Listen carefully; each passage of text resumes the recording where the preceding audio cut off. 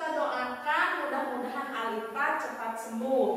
Amin. Ya, sehingga besok dan lusa dan seterusnya bisa mengikuti pembelajaran seperti biasa. Siap? Ya. Sebelum kita mulai pembelajaran, berdiri dulu semuanya. Kita nyanyi lagu nasional Garuda Pancasila. Siap?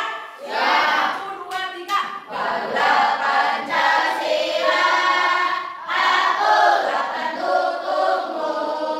Patriot proklamasi, sedia berkorban untukmu. Pancasila dasar negara, rakyat adil makmur sentosa, pribadi bangsaku. Ayo maju, maju, ayo maju, maju, ayo maju, maju. Ya, tepuk tangan untuk semuanya. Silakan duduk kembali. Nah, ada yang masih ingat minggu kemarin kita belajar apa? KKA itu apa? Coding dan kecerdasan artifisial. Ya, betul, minggu kemarin kita telah belajar pengantar tentang KKA, coding dan kecerdasan artifisial. Nah, pada hari ini pun kita akan belajar tentang berpikir komputasional.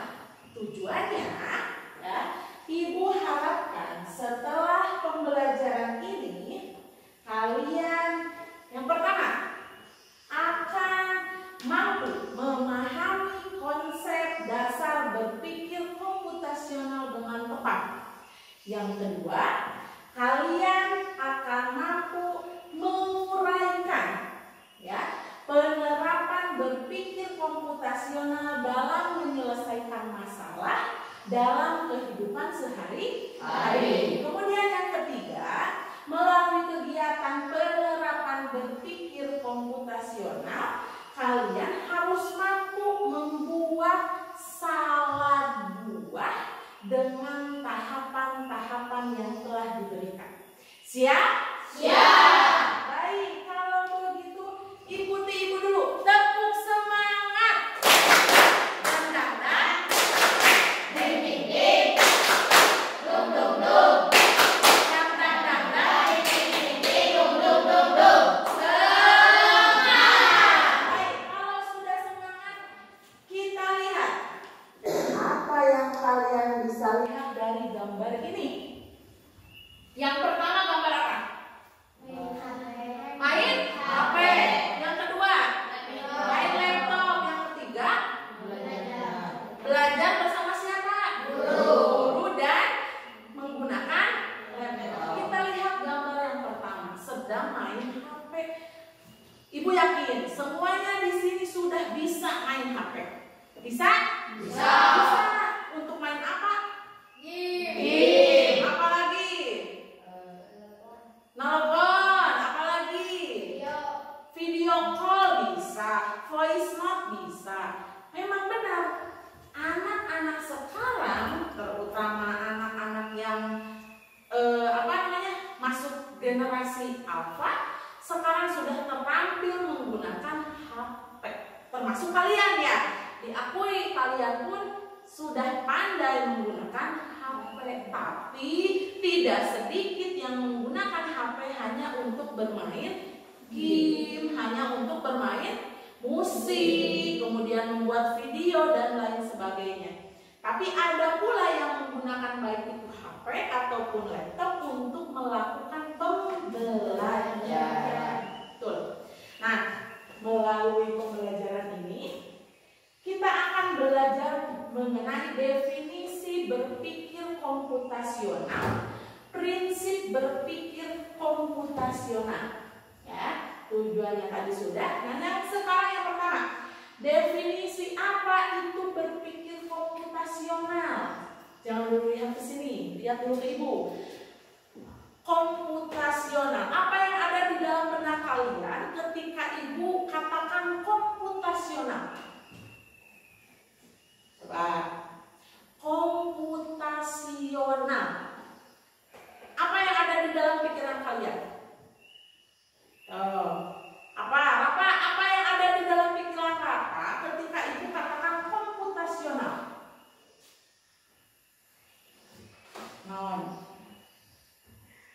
komputer, HP, atau apa? Ketika ibu bilang komputasional, komputer, apalagi? Kalau komputer berarti hubungannya dengan laptop, apalagi? HP, apalagi? Internet, ya. Nah, berpikir komputasional itu kemampuan menyelesaikan permasalahan sehari-hari dengan mengadaptasi cara berpikir ala ilmu komputer. Komputer bagaimana? Ketika misalnya ibu mau pakai laptop, ibu menginginkan video misalnya tentang perkalian, ibu ketikkan kan? Kita ketikkan cara menghitung misalnya, atau cara membagi, cara mengalih. Ketika di enter langsung muncul. Pernah tidak? Jika kalian menginginkan sesuatu, diketikkan di HP atau diketikkan di laptop, muncul apa yang kalian inginkan. Betul tidak? Betul. Ada masalah? Ada. Masalahnya apa? Keinginan kita untuk mencari itu. Bisa diselesaikan? Bisa. Dengan cara komputer, dengan cara menginput. Nah, kita pun harus punya pemikiran yang seperti itu. Ketika kita punya masalah, ketika kita punya keinginan, maka harus diselesaikan dengan cara berpikir komputasional.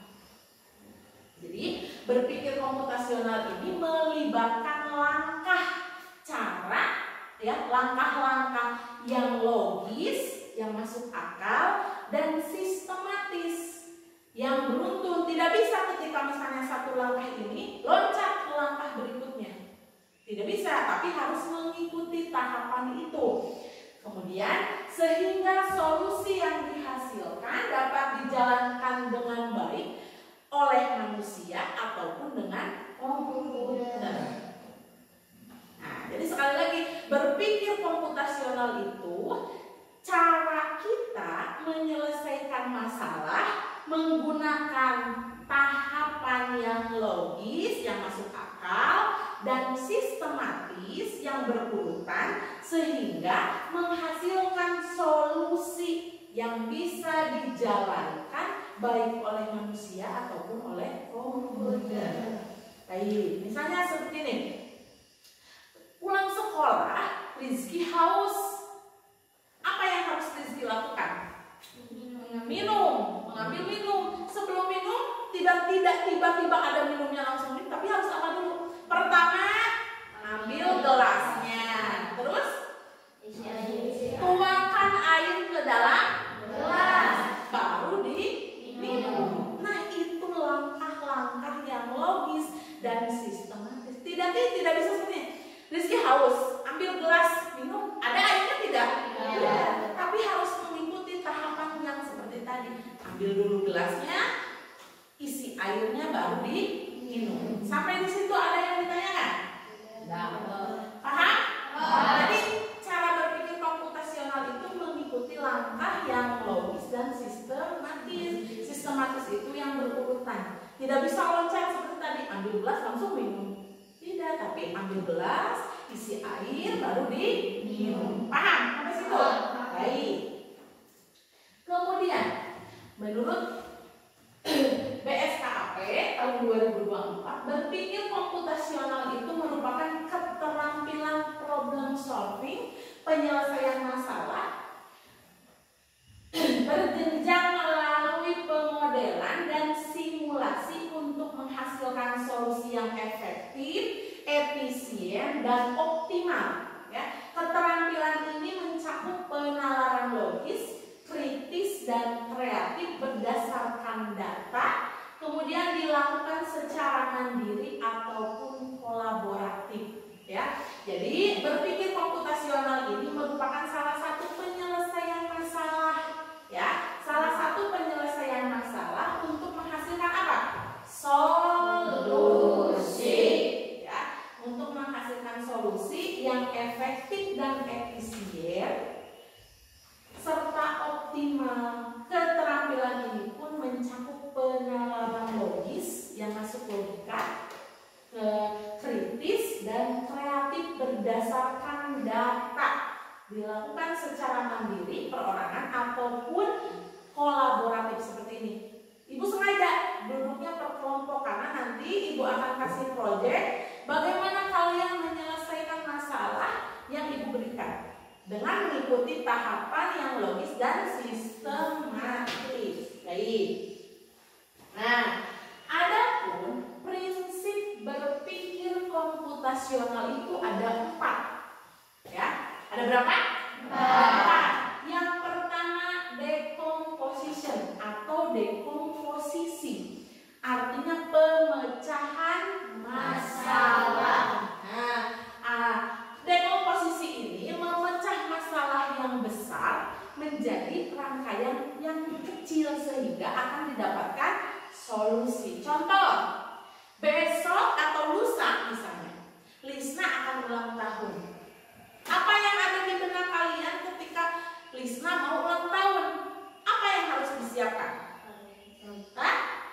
Lisna sebagai yang mau ulang tahun, apa yang harus Lisna siapkan? Undangan.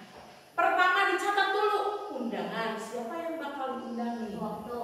Kemudian waktunya kapan? Dekorasi, betul. Apalagi? Tempatnya, apalagi? Kalau ulang tahun biasanya suka ada apa? Kue. Terus? Ya, dekorasi. Jadi Lisna menulis dulu apa nih yang dibutuhkan ketika Lisna mau ulang tahun.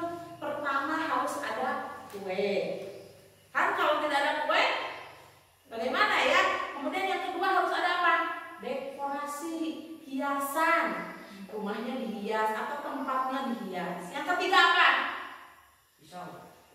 Pisau bisa masuk pada disatukan dengan kue ya. Yang ketiga undangan. Ketika persiapan sudah selesai tapi tidak ada yang diundang, terjadi tidak ulang tahunnya? Tidak. Tapi harus ada undangan. Di undangan itu ada apa? Ada waktu, ada tempat. Kemudian ada lagi snack untuk dibagikan. Itu harus dipikirkan, harus dicatat. Kalau tidak dicatat, kalau tidak di list, takutnya nanti ada yang tertinggal. Ketika persiapannya sudah matang, kuenya sudah siap, dekorasinya sudah siap, orang-orangnya sudah siap, teman-teman yang diundangnya maksudnya sudah siap, tapi tidak dikasih snack. Bagaimana? Kan tidak kurang baik ya, kurang baik ketika teman-teman sudah datang, tidak dikasih apa-apa, sudah saja pulang. Nah, itu karena persiapan yang kurang matang. Salah satunya dengan cara ini, dengan cara dekomposisi atau pemecahan masalah. Ada yang ditanyakan? Ada yang ditanyakan? Tidak. Baik. Yang kedua, pattern recognition atau pengenalan pola. Nah, pengenalan pola ini bisa dilakukan dengan mengidentifikasi kemiripan atau pola dari situasi berbeda untuk menemukan solusi yang dapat digunakan kembali. Misalnya seperti ini, laki-laki berjejer ya, laki-laki perempuan. Terus di sini apa? Ingat polanya, laki-laki perempuan. Berarti apa lagi? Perempuan. Terus laki-laki. Nah, itu yang disebut dengan pengenalan pola. Nah, itu dikasih contoh ya. Segitiga kuning, terus persegi, kotaknya hitam. Ini apa? Segitiga kuning, kembali lagi ya polanya ke sini.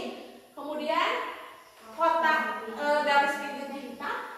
Ini segitiga kuning lagi, berarti di sini apa? Kotak garis hitam. Terus segitiga kuning. Terus akan terus berulang.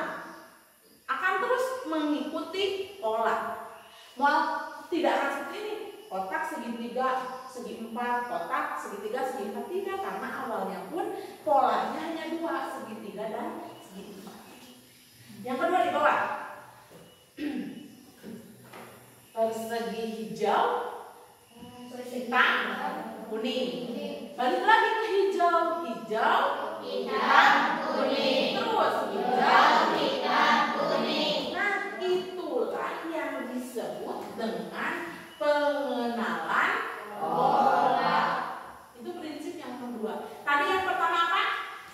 komposisi.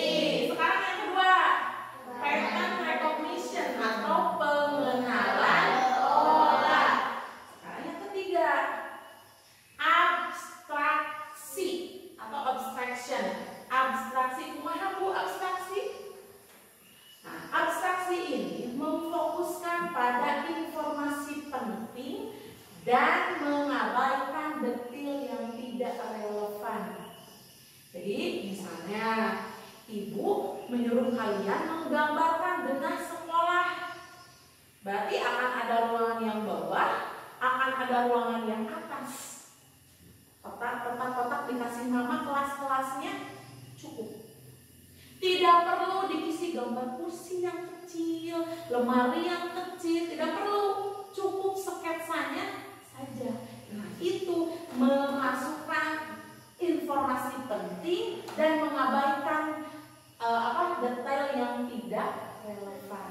Jadi kalau misalnya kalian disuruh membuat sketsa sekolah, berarti huruf letter L dikasih nama tiap kelas 1, kelas 2, kelas 3 sampai kelas 6. Sudah 8 ada tiang bendera, sudah cukup. Orang ketika membaca sudah bisa menemukan, oh ini ruangannya seperti ini, oh ruang kelas 1 di sebelah sini, tanpa harus menggambarkan ini catnya warna kuning, warna kuning. Ini kursinya ada 32, digambar kecil-kecil 32. Tidak perlu, tapi cukup sketsa yang besarnya saja. Nah, itu adalah abstraksi.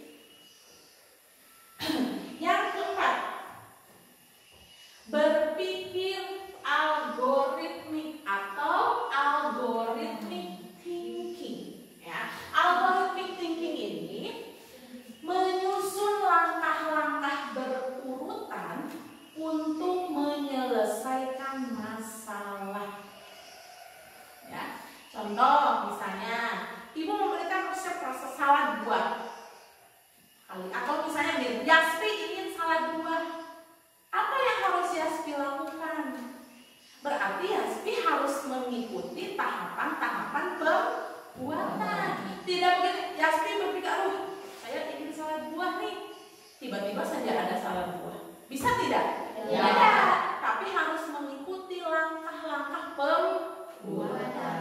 Atau misalnya dalam kehidupan sehari-hari, apa yang biasa kalian temui mengikuti langkah-langkah atau petunjuk? Banyak dalam kehidupan sehari-hari kalian. Misalnya apa yang ada cara atau petunjuknya, orang teh mengikuti itu gitu. Apa? Contohnya makan apa? Makan nasi. Caranya, tahapannya kumaha sok? Ambil piring terus ambil nasi terus tidak pakai lauk, tidak pakai apa?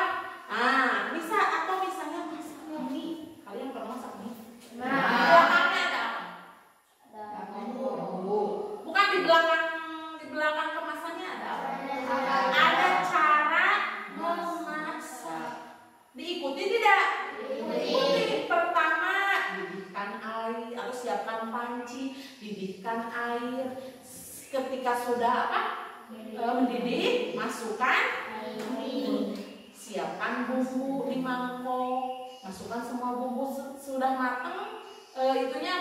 Mie-nya pindahkan mie-nya ke mangkok, pakai air,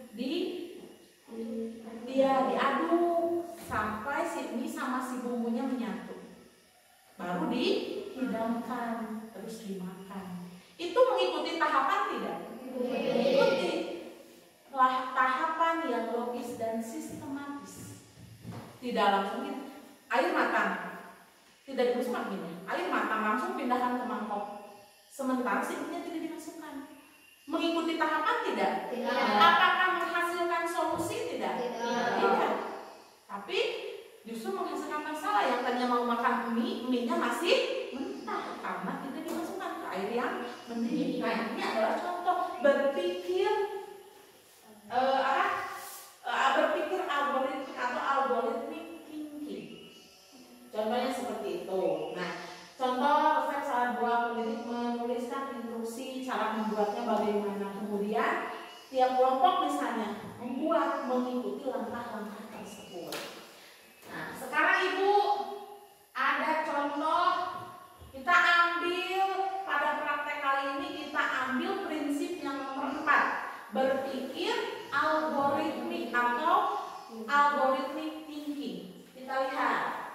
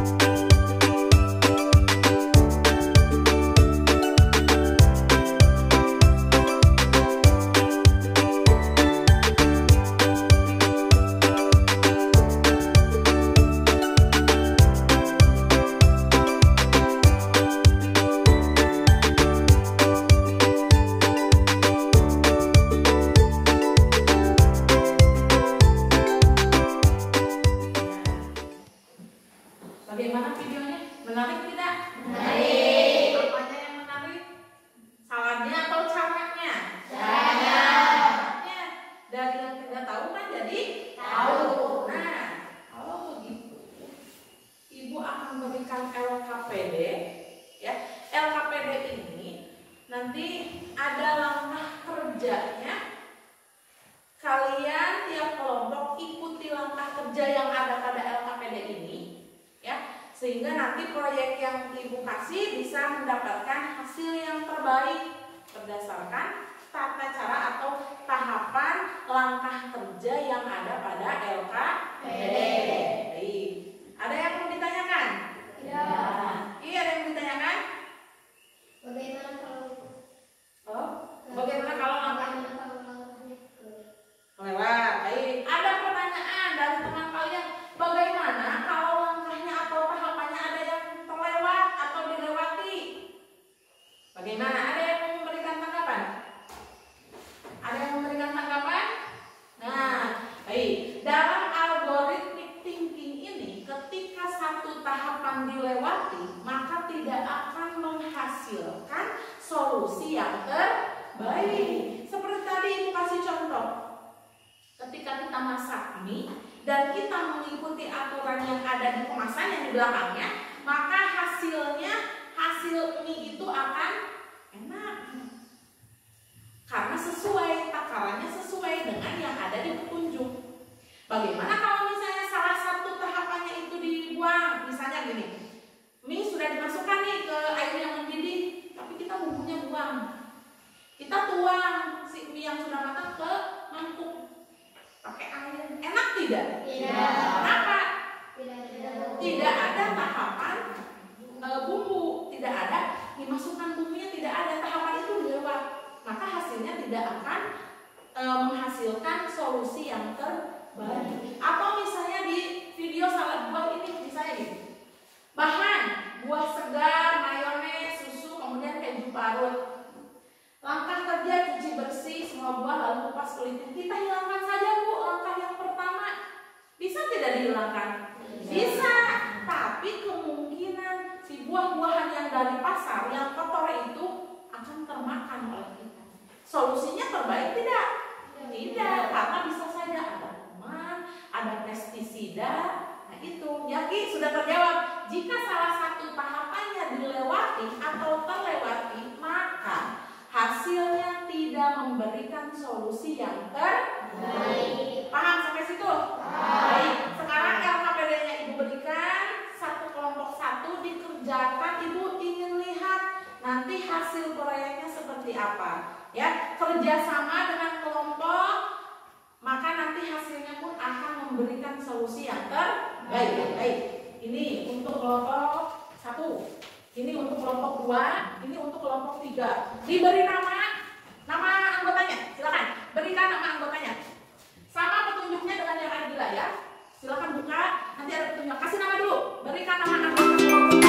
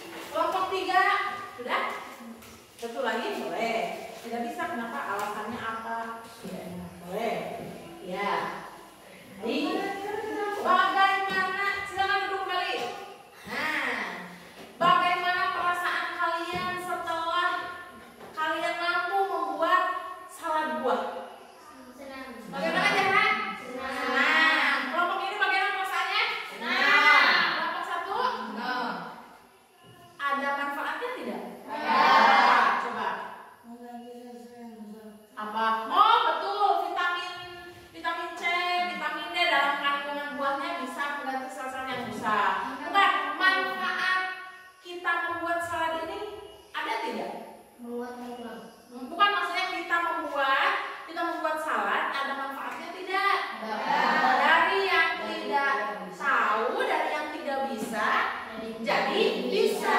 Karena apa? Karena mengikuti langkah ini. Coba kalau misalnya tadi bahannya sudah ada, tapi tidak ada panduan langkah, tidak ada tahapan, bisa tidak? Tidak. Bisa saja buahnya dimakan, susunya juga diminum langsung. Tapi karena ada langkah ini, kita bisa menghasilkan sebuah solusi. Ini solusi ketika lapar, solusi ketika haus, menjadi solusi yang terbaik. Kemudian bisa tidak salah satu dihilangkan? Tidak. Karena apa? Karena bisa saja saladnya menjadi tidak enak, atau misalnya saladnya tidak seenak yang mengikuti langkah ini. Bisa dipahami? Bisa dipahami? Ada yang ditanyakan? Baik, kalau tidak, ini pengecekan soal terakhir, evaluasi terakhir diisi oleh masing-masing. Nanti Ibu berikan nilai ya. Silakan. Satu orang, satu. Diisi, langsung diberi nama, langsung diisi. Dari yang sudah tadi Ibu terangkan. Silakan. Waktunya 3 menit dimulai dari sekarang. Silakan. Yang lainnya yang sudah boleh dikumpulkan. Kumpulkan, silakan. Yang sudah kumpulkan.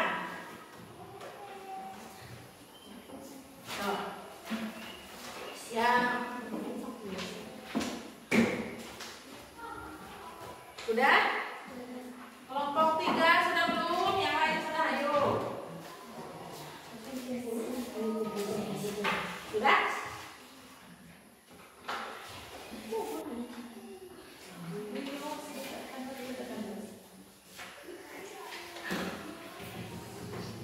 Baik, nanti Ibu berikan nilai ya.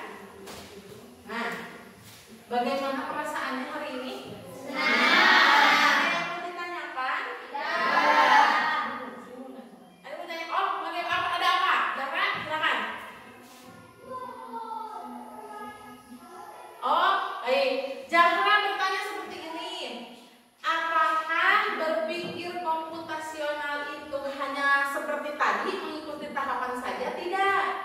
Coba yang lain ada yang bisa menjawab?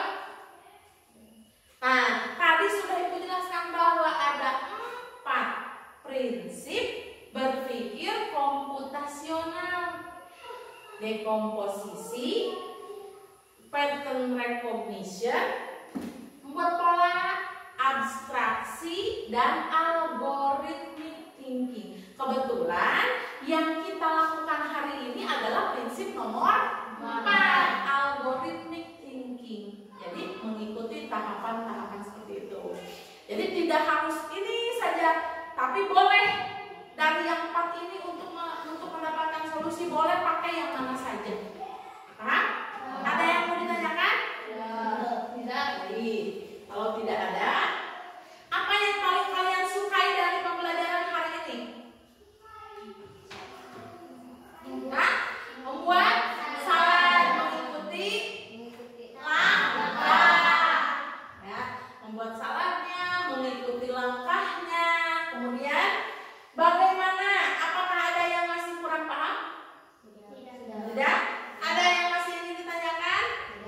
Tidak. Baik, kalau tidak, kita simpulkan pembelajaran hari ini bahwasanya berpikir komputasional itu berpikir seperti komputer.